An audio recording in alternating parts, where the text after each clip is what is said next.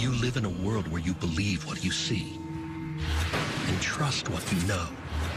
And I did too, when I was alive. But I see different things now, in the dark, on the other side, through a passage that you'll make too one day. If our stories are strange to you and you feel a chill at the edge of understanding, then you're lucky. Because we haven't told you the worst yet. This is not just a fantasy. Something's in that house. Within a month after us moving in here, Devin started talking to his ghost friends. The evil presence is definitely in the neighborhood. I encountered an entity. There are a number of spirits that still linger in this home. There's bodies here. They haven't found them. I was a skeptic. I don't believe I'm a skeptic anymore. And nor will you be when we show ourselves. Believe or don't, it makes no difference to us.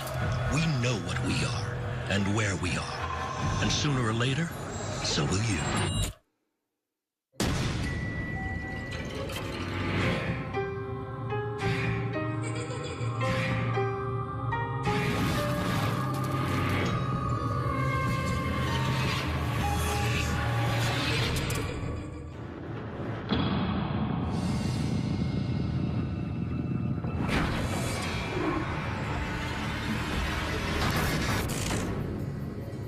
We came to the port about 11 years ago. We had been house hunting quite a while, and we finally found this house. We come out and look. We drove by, and I was like, oh, my God. It's like a huge yard that my kids can play in. I mean, the second I walked in the door, it was just like I had to have this house. As we're looking, the realtor pulls me off to the side, and she tells me that, I need to tell you about who used to live in this house. She asked me if I knew who Belgunnis was. When we moved here, Devin wasn't even in preschool yet. They always say children at his age can see what adults don't.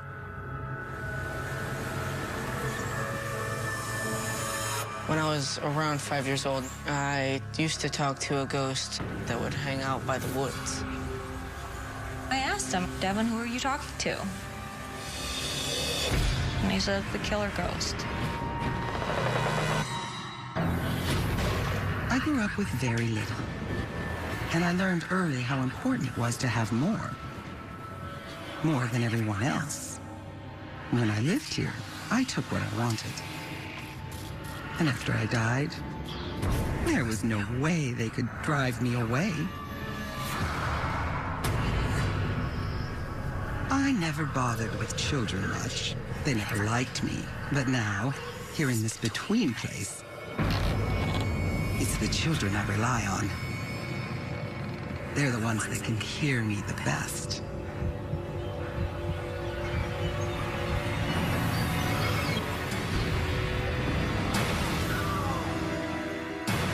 I owned all the land around here, as far as anyone could see. I spent almost 10 years building my farm. A little here, a little there, and whenever I could, I'd buy a little more. But after I was gone, they broke it apart, gave what was mine to people who had no right. All of McClung Road, every house that sits on McClung Road is built on Belgunnis's property because she owned it all in the early 1900s. Within a month after us moving in here, Devin started talking to his ghost friends. You want to play a game? They were telling me things like what happened to them, about how they died or where they died.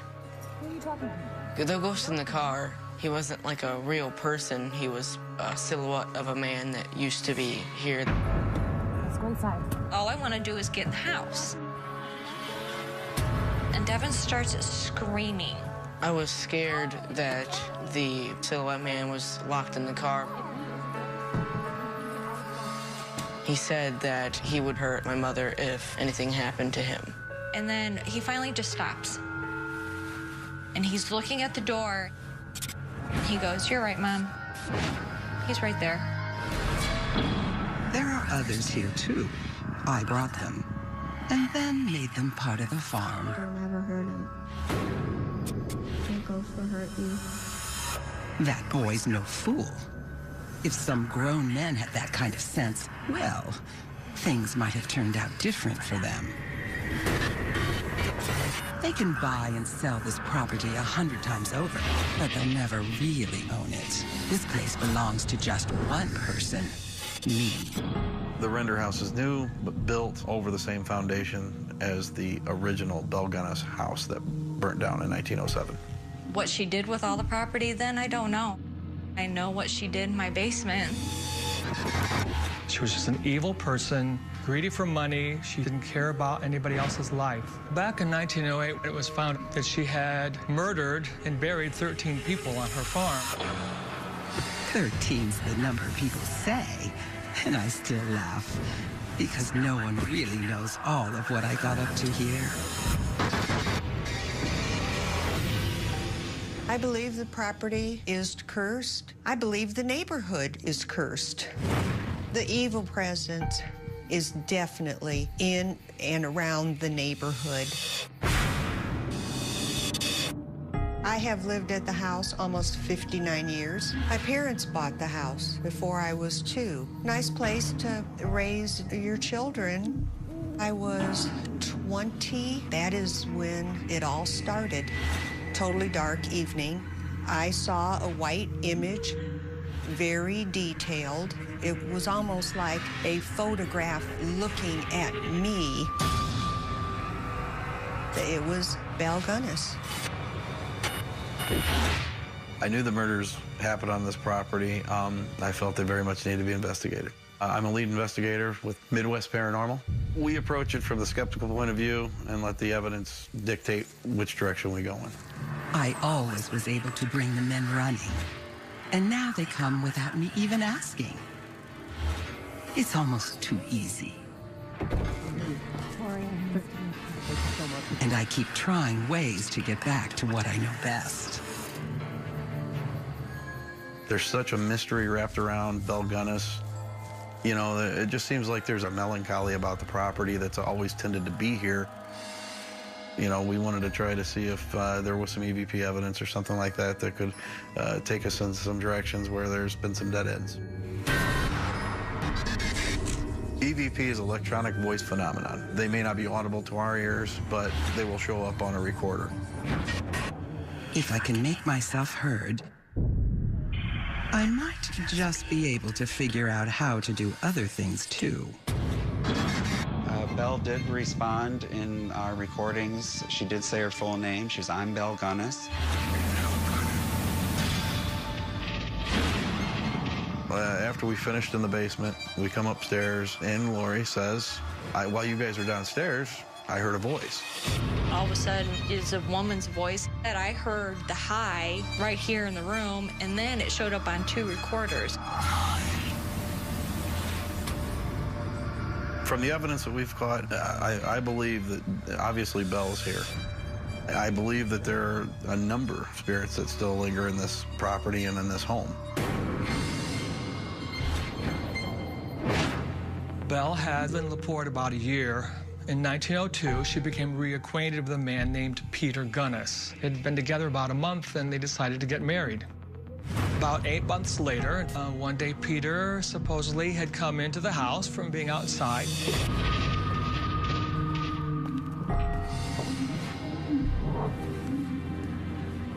He bumped the stove. This also caused a sausage grinder to fall off of a shelf behind him. I kept telling Peter to fix that thing. It had been loose for months. It was bound to hurt someone someday. Such a shame. A terrible tragedy. That's what the police called it when I explained to them what had happened. Men can be so careless sometimes, don't you think? They need a woman looking out for them.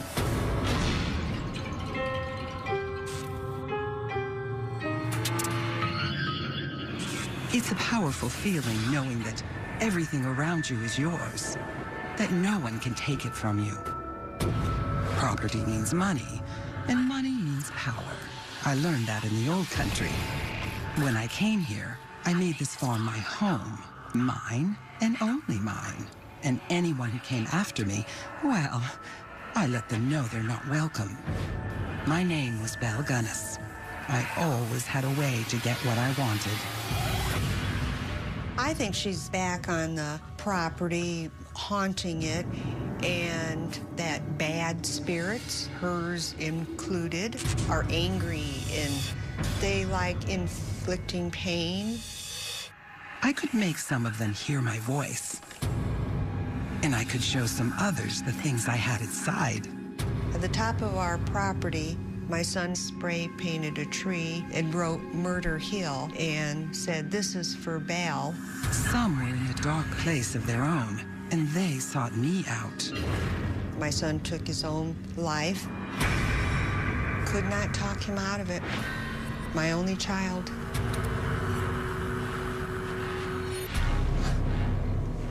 He said, "I'm going to Murder Hill." After my poor husband met his unfortunate end, the insurance company was nice enough to pay me, his grieving widow. It was then I knew I found just what I was looking for. She's evil. She very much knew what she was doing. She was able to manipulate insurance companies into giving her money for murder. And then, like any good hunter knows, it was just a matter of baiting the trap. She put ads in Norwegian language newspapers in the Midwest. And these ads said, "A woman with a beautifully located and valuable farm wants to meet a man who's good and reliable, who would like to become a partner in her farm." These fools, they'd show up with their money, thinking they would be able to buy me and my affections. Well, So, did you bring your money?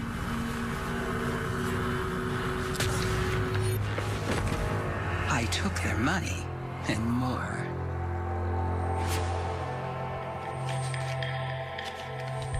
Once these men started coming to LaPorte, they were only here as a matter of days, maybe a week at the most, and they disappeared. The men that courted me hoped they could stay with me forever, and I made sure they did. There certainly were a lot of them. It got so as I had to keep finding new spots to make all of my visitors comfortable. I wouldn't want to be accused of being a bad hostess. She learned about the life insurance, and it didn't matter who died or how that person died. All she wanted was their money. I was just looking around, kind of doing my own thing, and happened to look down at the right time at the right spot. He says, "Mom, you're not gonna believe what I found." And he's just holding these false teeth. It was really weird because I didn't know that it would just surface. They're not store-bought fake teeth, you know, like the vampire teeth or whatever. These actually used to belong and were in somebody's mouth.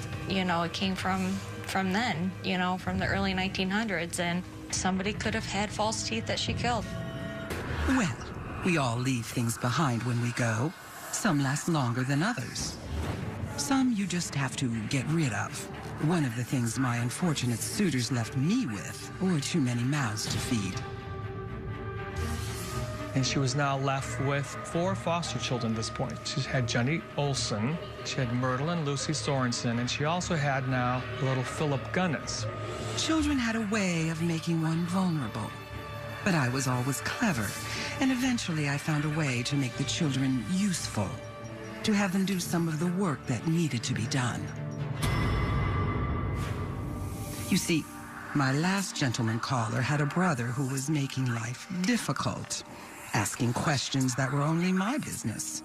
People were starting to talk and think a little too much about what was happening on my land. I needed to step away for a time, a sabbatical, if you will. But no one could come with me or after me. It is widely believed that Belle Gunness did murder her children to cover her escape. And the new charwoman I had hired turned out to be a bigger help than I had originally anticipated. along with a servant that she hired from Chicago area. Let me show you the basement. She was more petite than I was, but most women were. Good enough. And I had seen people turn a blind eye to what was in front of them for years. I wasn't worried.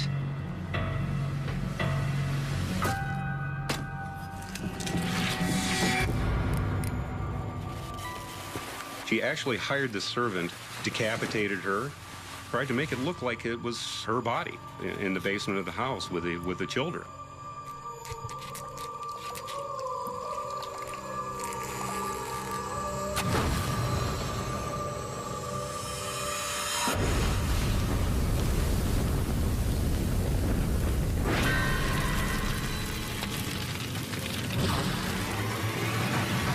Sticks and stones and all the bones. But they would never catch me. They say that fire is a living thing. If that's true, do you think it has a memory too? So I'm calling my husband, and the phone's busy. And so then I try calling his cell phone, and he finally picks up his cell phone. I'm like, what are you doing? He's like, I'm standing in the driveway talking to firemen because the basement caught on fire. After they put out the fire, and the last corner of the basement is where they found a female body, and right nearby were 3 children. The mysterious thing was that the woman's body had no head. When they told us that the fire was spontaneous combustion, I questioned it. That's the only time I've ever heard of spontaneous combustion. And I'm sorry, but the history of the house and spontaneous combustion. One little lick of flame and the town comes running. In my day, we wouldn't have even called that a fire. Just a gesture, a hint of things to come. Well, a woman has to keep a bit of a mystery about her, because that's not the end of my story at all.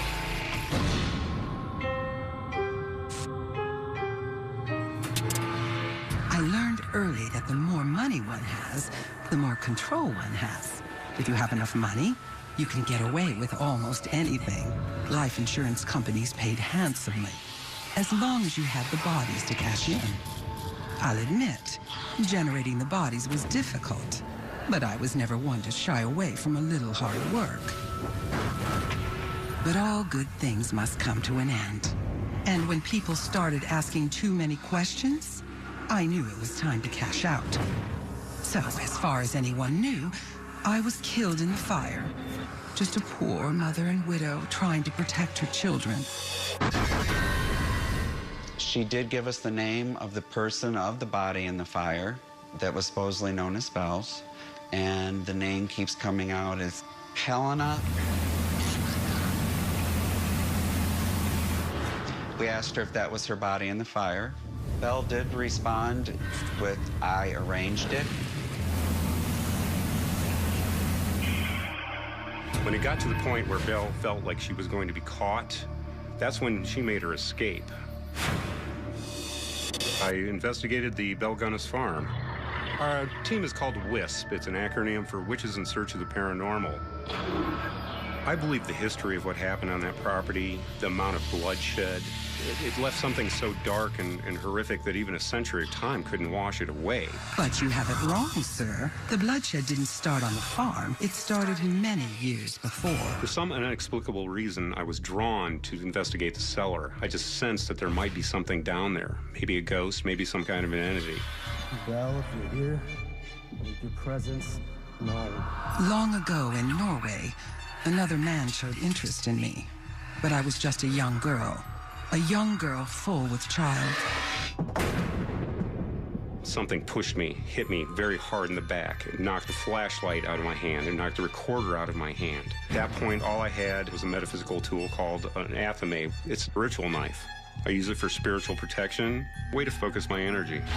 Just like this man with his witch's tool, his knife.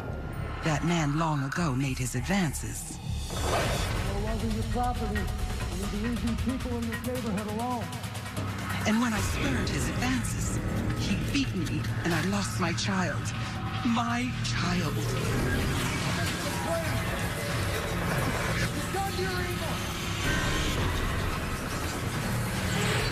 But he was from a wealthy family. I didn't know it then, but I know it now. Wealth is power. With enough power, you can get away with anything. He was never punished, but from now on, everyone else would be. I've never felt that threatened before, that frightened before during an investigation. Never been physically attacked like that before.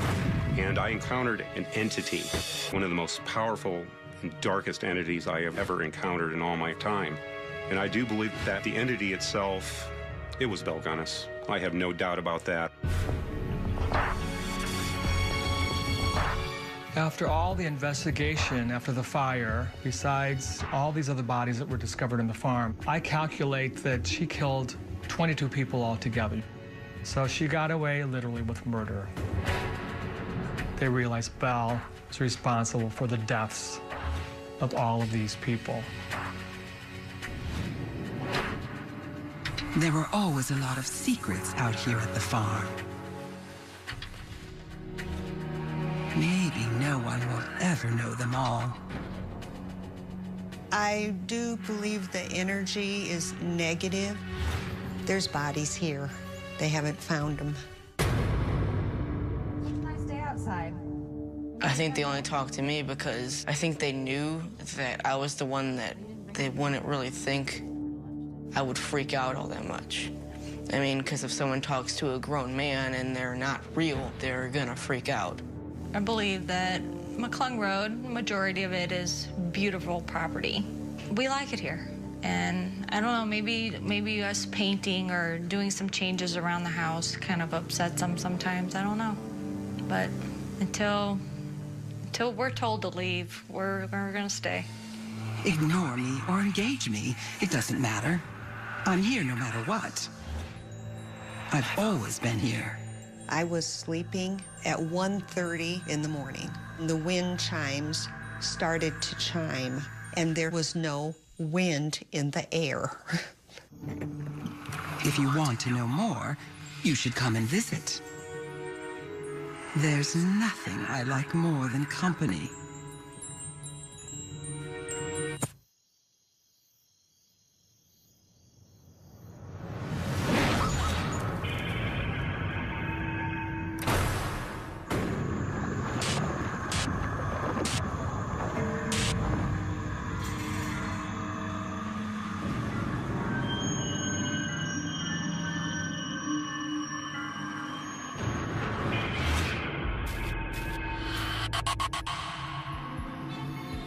There's an emptiness that's got no shape, no light, no end.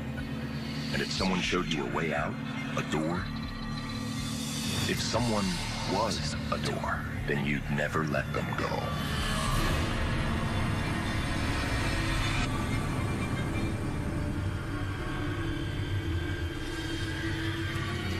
This is the first place I ever lived on my own. I moved into this little small bungalow. I was going to school full-time, and I had a 2-year-old son, and just trying to be a mother. It was a one-bedroom. It was nice and quaint. I just felt safe there. My name was Herman Hendrickson. I guess you could call me that still. It's hard to say how much of the man I was, I continue to be. But I understand this place, these streets. This house was close to where I met my end, or how I met my end. I can't quite tell. Stuff started happening, and I felt a presence there, and I can't really explain that. It was watching me, like really, like the eyes on you. It's almost like it was right behind me. I knew the water well, lived on it nearly all my life. I knew to be afraid of it, too, because in the end, the sea will take her price. The sea was the only lady in my living world. Not for lack of trying, but I was young, inexperienced. But in the hereafter, it was a woman that changed everything. I started hearing stuff up in the attic. How many years had passed? It's just mumbling voices. It almost sounded like a distant radio. How many people had come through this house until finally someone knew that I was here? Someone could finally see. And one night, I was walking through the kids' room.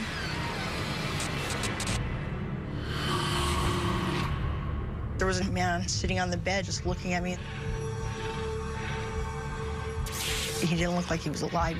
His eyes, they were the evilest. I remember talking to myself and saying, okay, he's not going to be there. Look up, he's not there, he's not there. And I looked up and he's still there and he's still just looking at me. There was a lot of people that saw stuff. I lost friends that wouldn't come over to my house because of things that happened to them. And sometimes, near her, there was a space where other people could see too.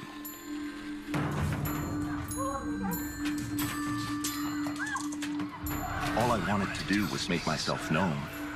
I pushed forward, but most of them just ran away.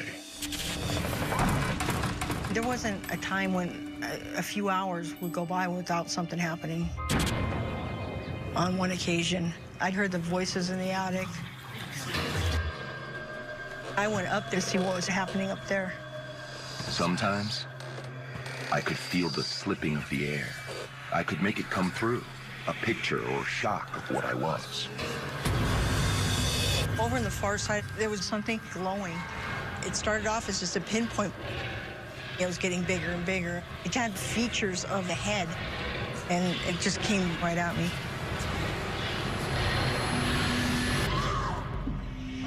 Sure, I could make her see a shadow or hear a noise, but I had darker things to tell. A secret that had drowned with me.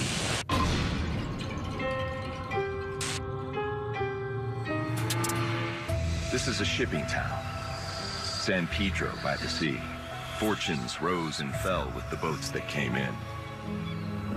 All I could think of when I was here was making my way and piecing a little money together. But now, I have a want stronger than any I had when I was alive, to be able to tell my secret. And then, a woman came to this place, and she was the first who could begin to see me. I'm looking around, and I felt something like it was watching me. Over on the far side of the attic, there was something glowing. It started off as just a pinpoint. It was getting bigger and bigger. It had features of the head, and it just came right at me.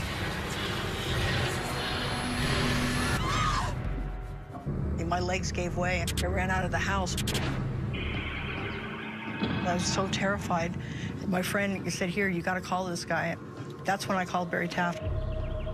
I've worked on almost 4,500 cases in the last 44 years. I ended up working at UCLA's parapsychology laboratory, first as a subject. They did a study on me. But I wanted to learn why these things happen to people. Jackie was so worried that we would think she was nuts. She was afraid to call, which is a good indicator, because people don't want to be labeled crazy. It was like learning a foreign tongue. Slow at first, but once I had a few words, I could start to do more. I was getting stronger. We go out there, a whole bunch of us. Myself, Jeff Wheatcraft, the professional photographer, a friend of his, and a few other people.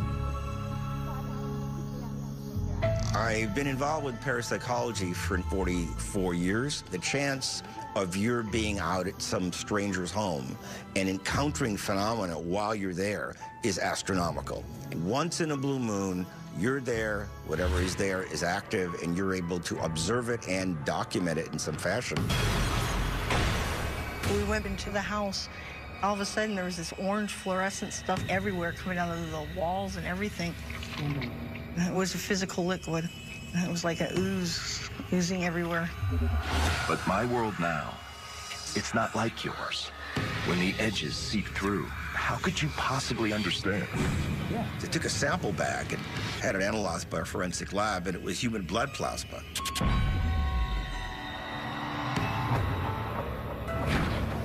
Why is that dripping in a cupboard? We took some boards out. We couldn't explain it. Jeff Wheatcraft thought we were all a little batty. He worked as a photographer, and he came along with us to help. He thought, yeah, right, a ghost. And he looked at Jackie first and said, oh, please, give me a break. I'm one of these guys that really has to see it to believe it. You could see how skeptical he was just by the look on his face. And so one of the guys said, Jeff, why don't you go up in the attic and take some pictures? You see people all around you, in rooms, on roads. I see time, years, all the layers. And sometimes there comes a bad face. A face that I'm sure has done me wrong before. I started shooting this stuff, and all of a sudden, the camera was pulled from my hands. Actually, physically pulled from my hands. I was so scared at that point. This is the first real experience I've had with anything like that. Jeff came out of the attic. He was shaken. He was white, but it was a ghost. I mean, literally. Put myself together, and I'm thinking to myself, wait a minute, this is an expensive camera. I'm going to go back there, get that camera. And lo and behold, the camera was actually turned and separated, and it was in two parts of the attic. Something violently tore his camera out of his hands. Jeff's a professional photographer, so what did that? This is not just a fantasy created by Jackie Hernandez. Something's in that house. I was in between these two places now. I was drawing strength from their attention, their belief. The case evolved from there. Many more visits. And I was holding on to the ones who believed the most. Who were reaching out across. Everybody was asking me why I didn't move out of the house. I had absolutely no money. I was barely making it, and that wasn't a choice. But there was something about her. Her fear was like a light drawing me in. She just felt right. So I made sure to keep her close. I was pretty scared, and my friend was staying over. I closed my eyes just to rest them for a minute. And the closer I got, the more she would know. Something was on me. I couldn't breathe. Something was covering my nose and my mouth, and I could not breathe at all. I was thinking I was going to die. If I could just get inside her mind and make her understand.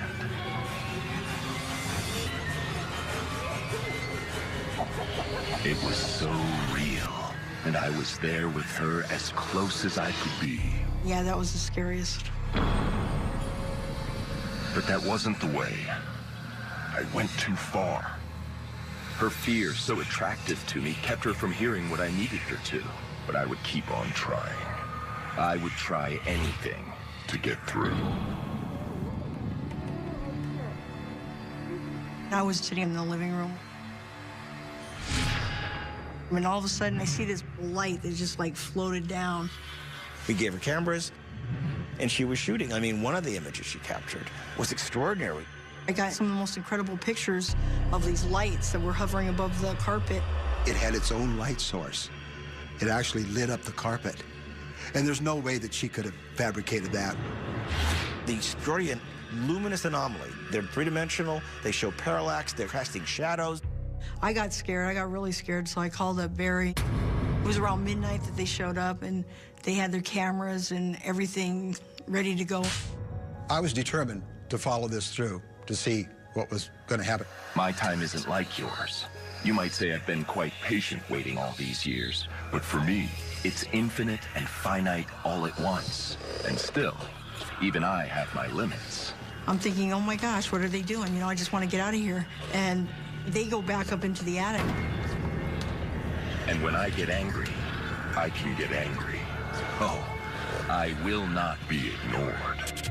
I remember thinking, I don't think there's anything up here. Let's head on down. The minute I said that, wham! If they won't listen, I'll make them listen.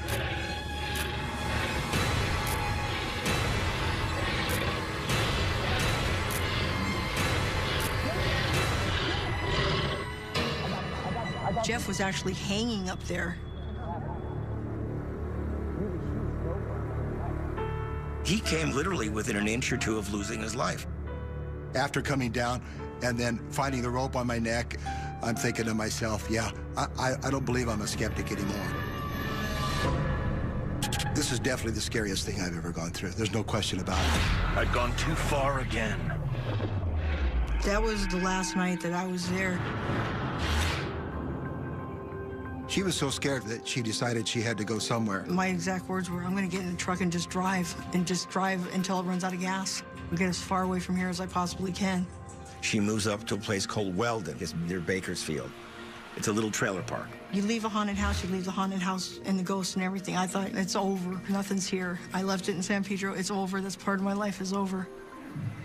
It wasn't a house I wanted. It was a door. And once I found her, I was never going to let her go.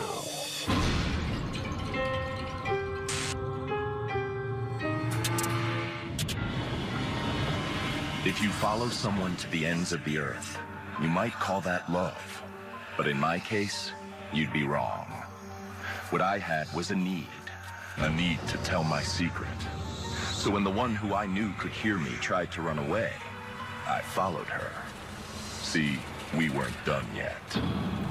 We're like 20 miles away from the nearest police station. The nearest phone was 7 miles away. We were at the end of a dirt road. I called up Barry and was telling him, hey, things are happening. Banging noises. And that's why Jeff and other people went out there to investigate it. When our crew first went up there, the shed out back, there was some activity there with some pounding that took place. And I locked the shed. And that night, all night long, there was somebody's banging on the door with a fist. You just hear it echoing. I was in my bed, curled up in a ball, wondering what was going to happen next.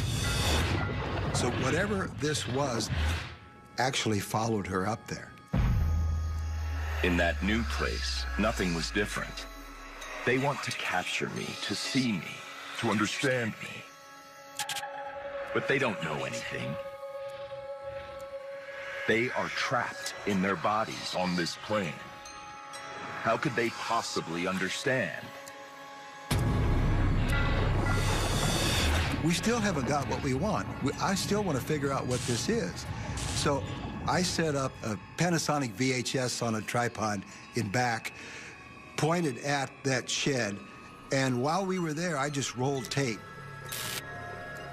We were watching it through the bay window in the back of the trailer, and all of a sudden, this tripod unscrews and turns around and starts filming us. Later on, when we checked on that tape, there was nothing on it.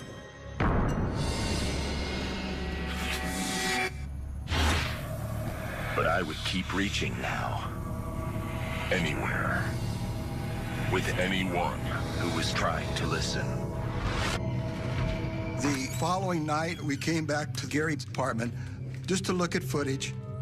In the apartment, things started to happen. It had lit the flames on the stove. So it was determined that whatever this was followed us there. There was a flurry of psychokinetic activity.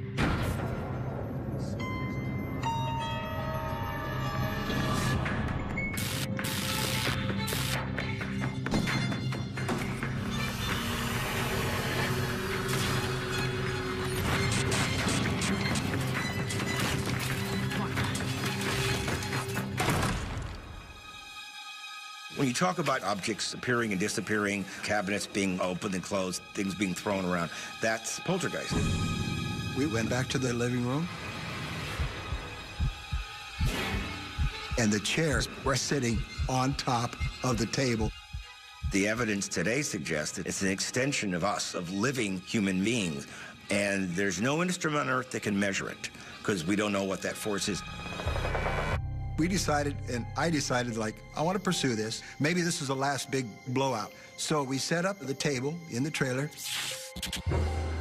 Until now, it had been static. Noise, anger, with no beginning and no end. And then, these people offered a way through. It was a witch's tool. The board both sides could make sense of. The woman and the others were all here, and finally, a chance to speak, to be understood. Oh, it had been a long time since I talked to the living.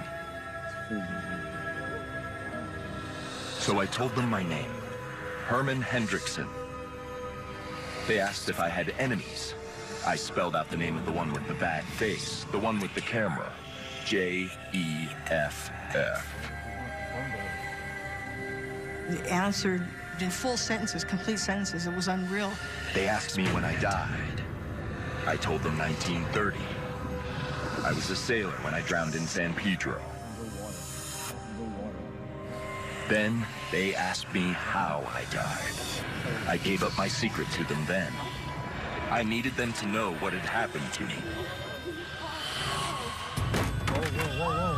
I came back to the sea. A true sailor always answers her siren's call. But it wasn't her dark depths that got me in the end. It was a man that put me there, stole my life, murdered. I was dead, but my killer went on to live his life, a full life, in that house, in the port town, the one with the attic.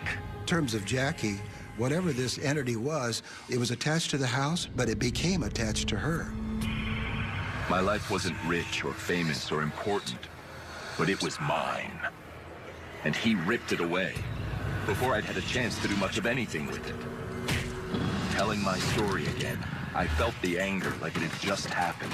Too much for any man. And that is when I was picked up by this gush of air. It was like he was slugged right in the chest, and he went back. It was just like a 6-foot boxing glove that hit me from the table. Jeff was knocked out cold. Jackie and everyone thought Jeff was dead. I thought that I saw a murder. I didn't want to be in that house. I started a bonfire outside. I burned the tables, the chairs, the Ouija board, anything that thing came in contact with, I threw it all in this big fire. I never considered myself a very strong person. I had to be there, otherwise I wouldn't have gotten through it. Jackie's a brave lady. Her life was literally torn asunder. She just happened to be the unfortunate one that moved into that house. The case eventually moved away and was displaced. I was stuck in that place for so many years, until finally a woman came who could hear me.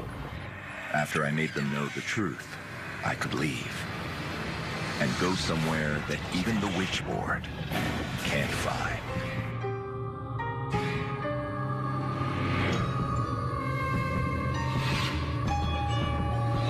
Or will you be when we show ourselves? Believe or don't, it makes no difference to us. We know what we are and where we are. And sooner or later, so will you.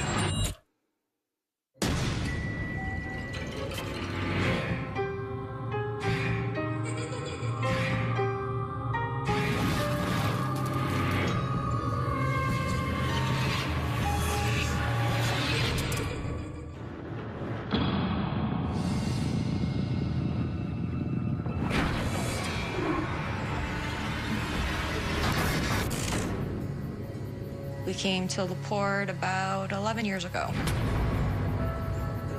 We had been house hunting quite a while, and we finally found this house. We come out and look. We drove by, and I was like, oh my God, it's like a huge yard that my kids can play in.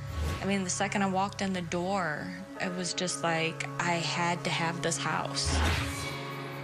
As we're looking, the realtor pulls me off to the side, and she tells me that, I need to tell you about who used to live in this house. She asked me if I knew who Belgunnis was. When we moved here, Devin wasn't even in preschool yet. They always say children at his age can see what adults don't.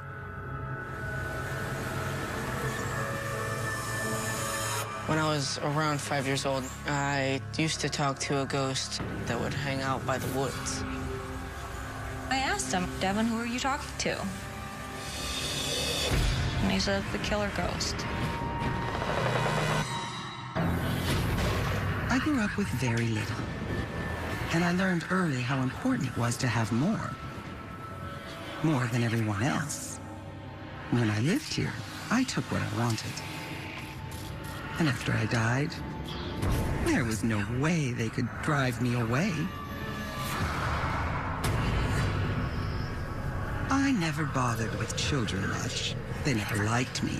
But now, here in this between place, it's the children I rely on. They're the ones that can hear me the best.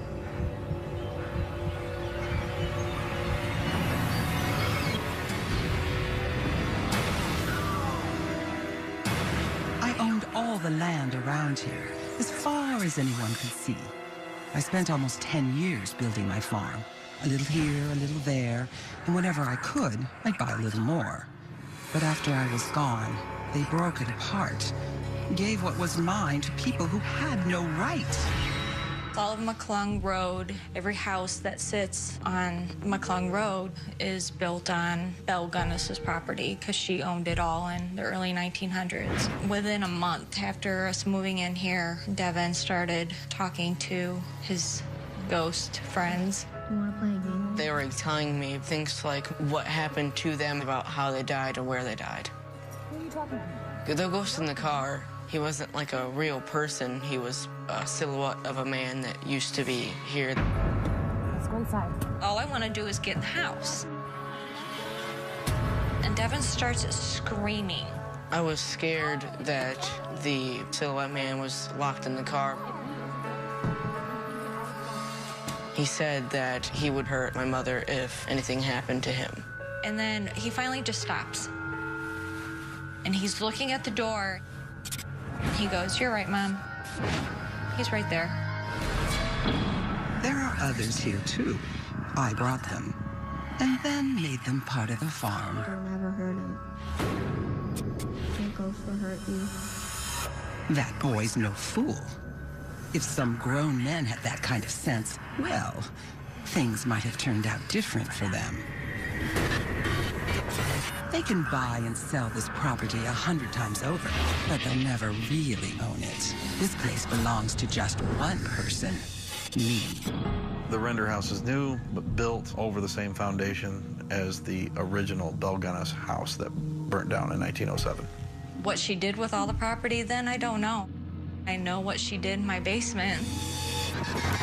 She was just an evil person, greedy for money. She didn't care about anybody else's life. Back in 1908, it was found that she had murdered and buried 13 people on her farm. 13's the number people say, and I still laugh, because no one really knows all of what I got up to here. I believe the property is cursed. I believe the neighborhood is cursed. The evil presence is definitely in and around the neighborhood. I have lived at the house almost 59 years. My parents bought the house before I was 2. Nice place to raise your children. I was 20. That is when it all started.